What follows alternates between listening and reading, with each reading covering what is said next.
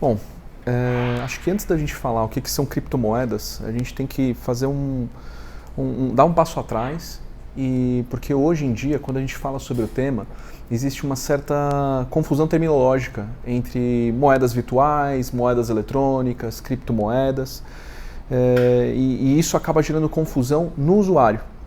Então hoje, quando a gente fala em moeda eletrônica, que é um termo que não dá para ser usado para bitcoins, por exemplo, moeda eletrônica vai ser cartão de crédito. Basicamente é uma moeda escritural, cuja unidade de medida são os reais, ou dólar, ou alguma outra moeda fiduciária, e ela era armazenada em um meio eletrônico. Então o cartão de crédito, o cartão de débito são os melhores exemplos de moedas eletrônicas.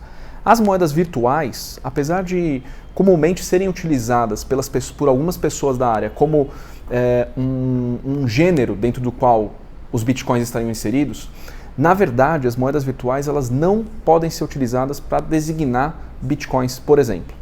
Porque as moedas virtuais, elas são, apesar de não serem mensuradas ou não possuírem unidade de medida em reais, por exemplo, ou em moedas fiduciárias, elas então possuem uma unidade de medida própria. O que impede que elas sejam consideradas criptomoedas? O fato de elas serem centralizadas. Então, quando eu estou falando de moeda virtual, o melhor exemplo seriam os programas de milhas aéreas. Então eu consigo usar milhas aéreas para converter num celular, para converter em passagens aéreas. Elas possuem unidade de medida própria, são conversíveis em moeda fiduciária, em reais, porém existe uma autoridade central responsável pelo controle e pela emissão dessas moedas virtuais. As criptomoedas, que seria o termo exatamente correto e mais adequado para se referir a bitcoins, por exemplo, já são uma coisa completamente diferente. Então elas são ativos com unidade de medida própria, mas o grande diferencial das criptomoedas em relação às moedas eletrônicas e às moedas fiduciárias e moedas virtuais não é só o fato de possuírem uma unidade de medida própria, mas o fato delas possuírem uma arquitetura descentralizada. O que eu quero dizer com uma arquitetura descentralizada? Não existe um órgão central responsável pelo controle da emissão e da regularidade das operações com criptomoedas.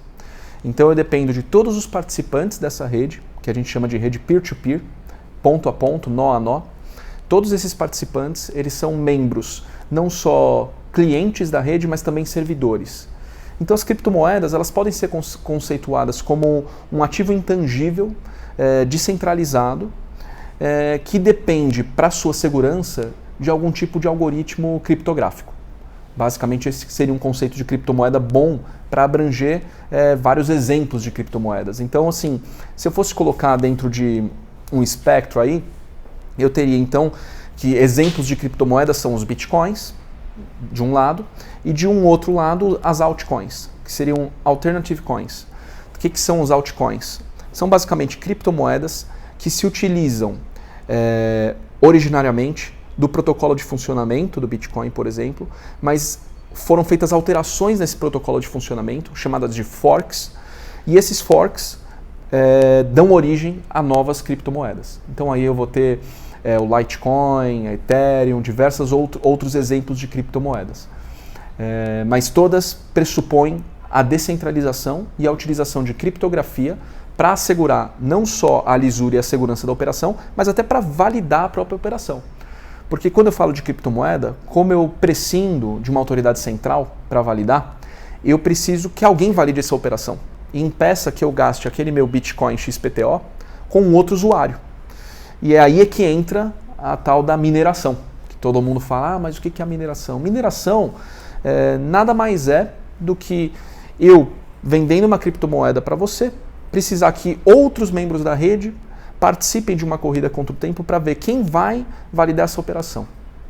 Quem vai validar essa operação é um usuário desconhecido para as partes envolvidas, que tem um poder de computação muito elevado, e esse poder de computação elevado permite que ele resolva um algoritmo matemático. E ao resolver esse algoritmo, ele valida a operação falando, Daniel enviou um Bitcoin, essa operação torna-se irreversível e é inserida na blockchain. E aí a blockchain, então, ela basicamente é um grande livro-razão, como se fosse um livro-razão contábil, que arrola desde o dia zero, do início do funcionamento do Bitcoin, cada uma das operações que foi realizada.